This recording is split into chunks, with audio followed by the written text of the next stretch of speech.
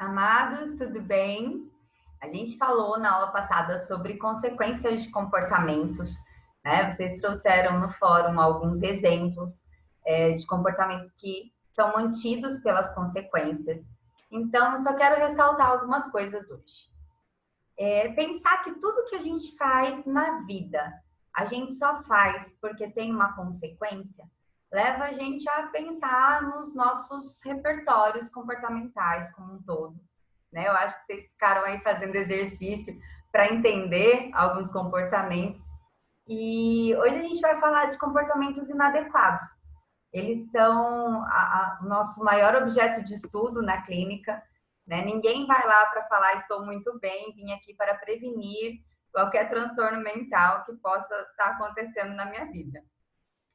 Na verdade, eu já tive um cliente que a princípio chegou com essa queixa, né, de eu vim aqui para prevenir, eu não tenho um problema, mas depois a gente sempre acaba encontrando algumas coisas no comportamento para serem melhoradas, para a gente poder trabalhar, para a pessoa viver bem e tal. Então, na maioria das vezes, o nosso foco são os comportamentos inadequados, né? Por que as pessoas fazem o que elas fazem? Por que o outro faz o que ele faz? Né? Por que eu não consigo mudar isso? Olha, eu não consigo. Quando eu vejo, já briguei com a pessoa, já estourei, já explodi. Quando eu vi, eu já bati. Eu não queria bater e tal.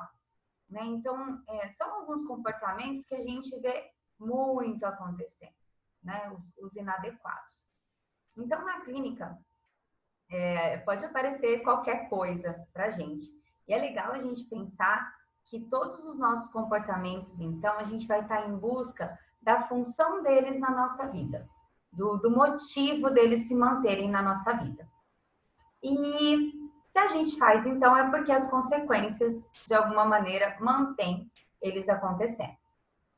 Daí a gente pode pensar nos inadequados. Tá, beleza, eu entender por que alguém passa perfume, né, para se sentir, recebe elogios, se sente cheiroso, enfim. Por que alguém lava o cabelo, por algumas respostas de vocês no fórum. Né, eu lavo o cabelo porque alguém elogia, ou porque o cabelo fica limpo e aí fica mais bonito. Então, essa consequência eu entendo que ele mantém o comportamento. Mas como é que eu explico a alguém que fica gritando? Porque o comportamento não parece bom, nem para a pessoa, né? Por que alguém grita? E aí eu posso afirmar para vocês que esse comportamento tem uma função que mantém ele na vida da pessoa. Se ela grita, é porque gritar funciona. Então, a gente pode pegar qualquer comportamento, tipo fazer bagunça na aula. Por que é que alguém faz bagunça? Primeiro que o bagunceiro, ele tem a atenção dos colegas. Pode ser essa a causa do comportamento, mas pode ser que não seja. Pode ser que a pessoa faz bagunça porque o professor fica fulano, para de fazer isso. Fulano, de novo. Nossa, fulano, você vai me deixar doida. Né? Então, talvez a causa do comportamento seja essa. Talvez a consequência, né? Talvez a consequência seja ser mandado para a diretoria. E aí ele sai da aula, né? Mas se a pessoa faz bagunça, é porque tem consequência. E aí é legal a gente pensar que se eu pegar duas pessoas que fazem bagunça, a consequência das duas pessoas pode ser diferente. Então, uma faz bagunça porque tem a atenção dos colegas, o outro porque vai ser levado para a diretoria e ele sai da sala. Então, cada comportamento a gente tem que analisar de maneira individual, é do sujeito, sabe? Nem todo mundo dirige em alta velocidade porque quer chegar mais rápido. Tem pessoas que dirigem em alta velocidade porque sentem prazer, porque tem adrenalina, porque tem alguém do lado que vai estar com medo, ou alguém do lado que fala, nossa, isso mesmo, pode correr, corre, chega mais rápido. Né? Então, cada comportamento a gente tem que analisar individualmente, para ver qual é a função, por que esse comportamento se mantém, então, na vida das pessoas. Vou subir o slide aqui para a gente ir seguindo um padrãozinho, né, para a gente não ficar perdido. beleza. Natal, fazer piada machista, piada homofóbica, qualquer tipo de piada, na verdade, né? Por que as pessoas contam piada? Eu não sei se vocês já repararam, mas as pessoas têm uma tendência a contar a mesma piada. Eu sou péssima em piada, então isso não aconteceria, porque eu não sei contar. Se for contar uma piada, ninguém vai rir. Então, na minha vida, contar piada não teve boas consequências, diminuir a chance de contar piroca nenhuma de piada. Mas tem gente que é muito bom. E eu lembro de algumas pessoas que, tipo, de vários eventos, estar com essa pessoa e ela contar a mesma piada, e todo mundo ri, porque a piada era boa mesmo. Né? Então, a pessoa conta a piada porque os outros riem da piada. E aí, se a piada for boa, aumenta a chance, inclusive, dele contar a mesma piada. A gente tem aqui também uma das coisas que o Moreira e Medeiros colocaram lá nessa versão nova, que é postar comentários sem noção no Facebook. Né? É um tipo de comportamento que a gente tem visto muito acontecendo. Né? Por que as pessoas... Por que dá essa coisa tão forte quando elas vêm? Por que a gente não briga no trânsito? A gente briga no Facebook ou no Instagram, né? Tem lá uma pessoa posta, daí outra vem, critica, daí um monte apoia. Né? Por que isso acontece? Então, a consequência do comportamento é o que mantém esse comportamento. A gente não consegue analisar a consequência de quem está muito longe de nós, mas a gente pode ter uma ideia de que essas pessoas, elas falam porque elas são bem vistas por uma parte do grupo ali, ou elas fazem porque elas conseguem expressar sua opinião, ou porque elas descarregam a raiva que elas estão sentindo da situação.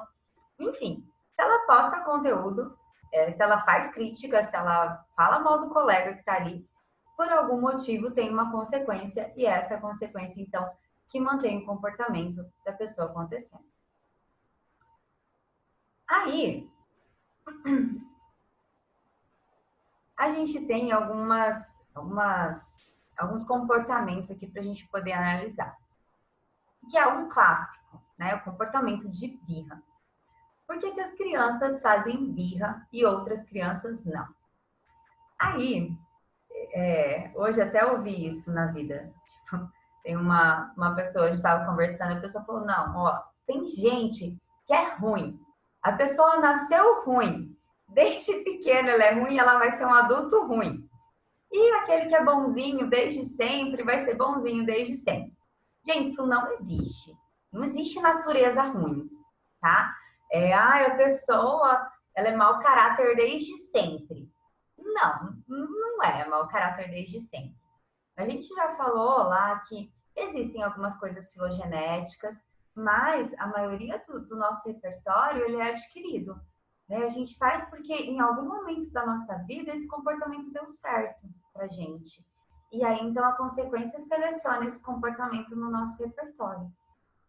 Então, a pessoa ela não é ruim porque ela quer, ou porque a natureza dela é ruim, ou porque essa pessoa ela é mau caráter.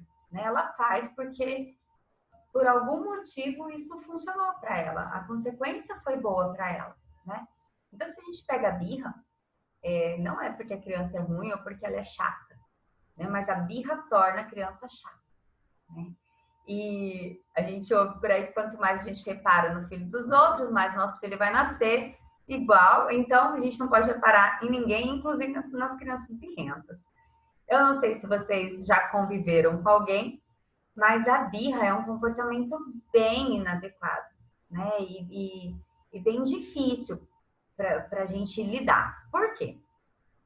O que mantém um comportamento de birra? Né? A gente tem lá, digamos, um mercado e a criança quer um Kinder Ovo. Né?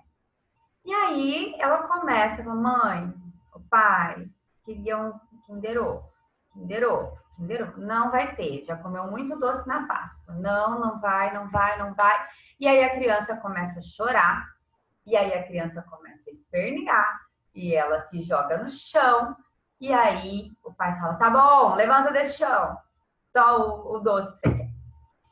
Quando a criança ganha o doce que ela quer, essa consequência aumenta a chance dela dela fazer birra de novo, né? Ela muda a probabilidade desse comportamento acontecer, né? Lembram lá quando a gente fala de variação e seleção de comportamento? A criança quer um negócio, ela varia, ela vai tentando alguns comportamentos, bem por tentativa e erro, tá? Tenta isso aqui, vai que dá certo, vai que dá certo. Se ela tem a consequência que ela espera, né? Isso não é pensado, tá, gente? Ela pensa, vou me jogar no chão para ter o que eu quero. Nem sempre é pensado. Às vezes sim, mas na maioria das vezes a gente nem leva isso em consideração. A gente vai fazendo, né? Eu vou tentando, igual a gente em casa, né? A gente fala, fulano, oh, mãe, mãe, o quê? Né? Então a mãe reforça o nosso comportamento de gritar, assim como a gente reforça o comportamento da criança de fazer birra, né? Então a gente vai pensar aí nas possíveis mudanças de consequências que poderia ter, né, nesse comportamento de birra. A gente sabe que a gente não precisa ser psicólogo para descobrir como melhorar esse comportamento de birra, né? Todo mundo sabe o que faz uma birra parar. Só que, gente, para parar uma birra, o adulto ou a pessoa que está controlando a birra tem que ser uma pessoa forte para dizer não e não, né? E deixar a criança chorando sozinha. Ignorar esse comportamento. Não dar o chocolate de jeito nenhum, né? Então, quando a gente estuda consequência de comportamento, isso dá para a gente algumas possibilidades de contemplar, de pensar em mudança de comportamento, né? Se a gente sabe, então, que a consequência é o que mantém o comportamento, primeiro de tudo, a gente pode, então, entender o que leva as pessoas a fazerem o que elas fazem. A gente pode entender qual é a função desses comportamentos. E a nossa missão em análise de comportamento é descobrir função. O que isso quer dizer? Descobrir por que a gente faz o que a gente faz. Quais são as relações entre comportamento e consequência? Se eu faço isso, eu faço porque tem uma consequência. Qual é? Se eu entendo essa relação, eu consigo pensar que se as consequências mantêm nosso comportamento, então, se eu mudar as consequências, eu consigo também mudar a consequência, certo? Se a gente pensar que o comportamento de birra é mantido pelo chocolate, por ter o chocolate, se eu não der o chocolate quando a criança fizer birra, logo a birra vai parar. Só que a gente vai ver que não é tão rápido assim, que não é tão fácil assim, né? Mas, se eu mudar a consequência, eu mudo o comportamento, certo? E essa é a grande chave da nossa vida. Da gente entender qual é a função do comportamento, por que a gente faz o que a gente faz, e aí se eu mudar a consequência, eu mudo o que eu faço. Só pegando aqui alguns comportamentos de vocês do fórum. Temos lá, chegar atrasado. Quando eu chego atrasado, o meu chefe reclama, né? O chefe reclama. Se eu não tivesse essa consequência, se eu chegasse atrasado e o chefe não reclamasse, né, mudaria o comportamento? Né? Ela disse, não chego atrasada para não levar bronca. Né? Então, pensa que essa consequência é total responsável por chegar no horário. Se o chefe não falasse nada, ele não chegaria no horário. Eu vou contar uma coisa aqui, esse vídeo vai ficar gravado, mas eu vou contar. Eu tenho mais de um emprego, né? Eu não vou contar quem são os empregos, para não ficar feio na minha cara. Mas eu tenho as duas consequências. Em uma, se eu chegar atrasada, a consequência vai ser ruim. Na outra, no outro emprego, se eu chegar atrasado, tranquilo. Não é um atraso gigantesco, mas se eu chegar 5 minutos atrasada, é bem tranquilo. Em um, no que eu não posso chegar atrasada, eu não chego. No que eu posso chegar 5 minutos atrasada, eu chego 5 minutos atrasada. Devido às consequências. Eu sou a mesma pessoa, emitindo comportamentos diferentes quando as consequências mudam. Certo? Então, resumindo a ópera, a gente é determinado pelas consequências. Nós não somos livres Tudo que a gente faz, então, é controlado pelo meio que a gente está. E quem controla o nosso comportamento são as consequências, certo? Eu sei que a gente não fica confortável quando a gente ouve que a gente é determinado, mas eu sei que vocês são bem lindos quando a gente fala sobre isso e que vocês entendem, então, que a determinação do comportamento vem das consequências, né, do ambiente para aquilo que a gente faz. Tá bom? Só para falar mais um pouquinho, então, de controle pelas consequências, queria mostrar o ratinho que está aqui, só para a gente terminar. O rato, a gente vai trabalhar com sniff, né, na gaiola, na caixa de Skinner, ou caixa operante, como a gente chama. O rato, ele fica privado de água e de comida por 2 dias. E aí a gente expõe ele à caixa, né, que vai ocorrer o experimento. Ele tem uma alavanca, né, onde ele deve pressionar para essa água ou essa comida ser liberada, depende do experimento. No nosso vai ser comida, tá? E aí, então, enquanto ele tá lá na caixinha, vivendo a sua vida numa boa, de repente ele aperta por tentativa e erro, do acaso, do nada, ele fala uma alavanca puffer, pressionou a alavanca.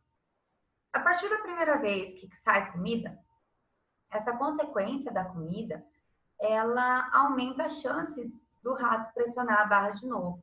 Então ele só pressiona a barra porque tem comida depois. Que não é bobo de ficar pressionando a barra se não tem nada. Né? Então o comportamento dele é totalmente controlado pelas consequências, assim como o nosso. Então a gente pode dizer que o nosso comportamento ele é controlado todo pela nossa história passada, né? Pela nossa história de contingências.